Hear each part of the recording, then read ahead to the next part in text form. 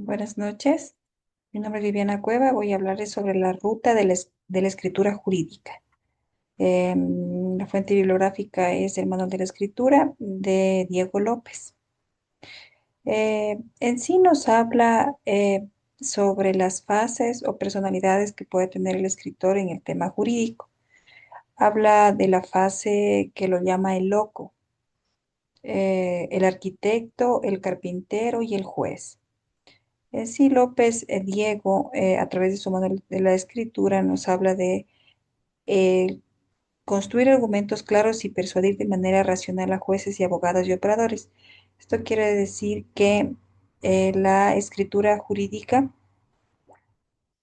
eh, como indiqué en el inicio, es un constructo, es un paso a paso según las personalidades que las denomina el autor en el texto. En sí nos habla de la estructura que tendría que tenerla y la crítica al lenguaje jurídico tradicional. En sí los objetivos de este manual de la escritura que nos indica Diego López habla de que el libro propone impulsar una transformación hacia una escritura más comprensible, precisa y persuasiva, utilizando un español ordinario que esté al alcance de la ciudadanía y contribuye a la descongestión judicial. Los destinatarios también es importante, aunque el texto esté dirigido a los abogados que defienden el Estado, su utilidad se extiende a todos los operadores jurídicos, estudiantes y jueces interesados en mejorar su comunicación. Eso nos habla justamente de pensar en el público, la persona a la que yo estoy dirigiendo. Mi escrito tiene que ser comprensible y de forma concreta y concisa darse a- a conocer. El contenido de los capítulos habla, en realidad la obra de alguna forma nos guía desde una caracterización del español jurídico y un diagnóstico de las fallas que podrían darse hasta proponer la ruta prácticamente de la escritura que abarca la preparación, la estructura. Habla del estilo, tipografía, el citado de las fuentes, que son eh, temas importantes en el tema, en cuestión de la forma. También nos habla de apoyarnos de herramientas de autoevaluación, lecturas recomendadas, glosario de términos de pronto, eh, ya que el abogado como escritor, el escritor profesional, podría decirse, produce más contenido que muchos literarios, por lo que es imperativo que reflexionen seriamente sobre sus prácticas de la escritura. También habla de la crítica en el sentido de que el lenguaje del derecho no es un verdadero lenguaje de especialidad y que los intentos de esta tecnificación de pronto son contraproducentes, pueden generar ambigüedad, dilatación en el caso ya de la práctica y alejan de pronto al profesional de sus destinatarios, a quien dirige su escrito. La importancia de la escritura jurídica en que el tema oral, las fuentes subrayan que incluso en procesos judiciales orales el sistema sigue dependiendo de documentos escritos, lo que hace prioritario transformar las competencias escriturales de los abogados.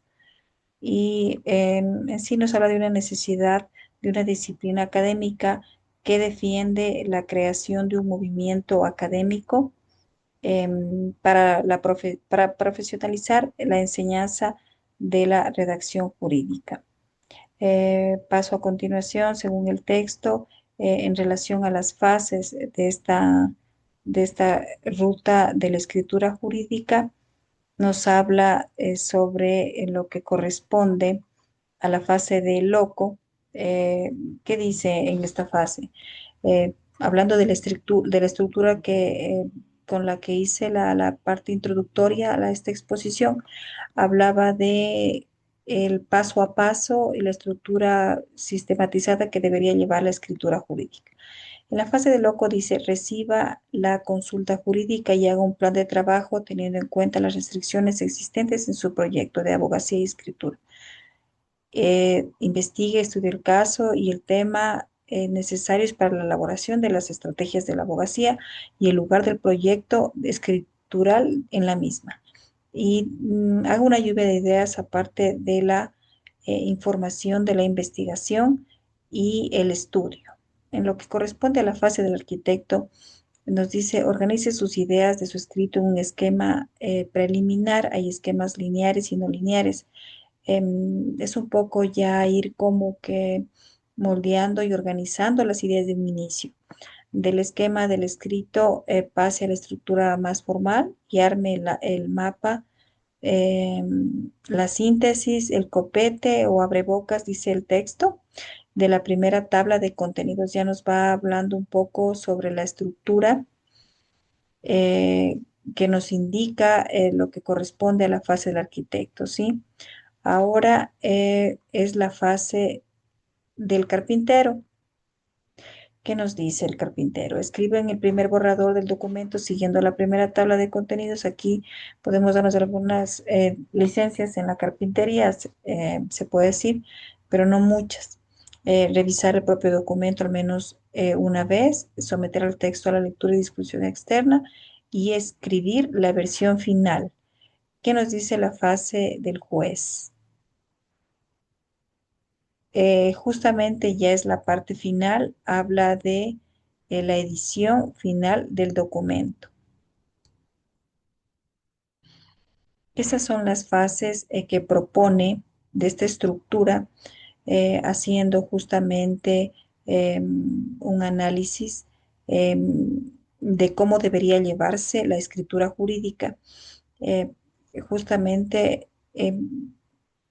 serían las cuatro fases y terminaría con la fase final, que sería del juez, donde ya toma los resultados y revisa y edita el trabajo.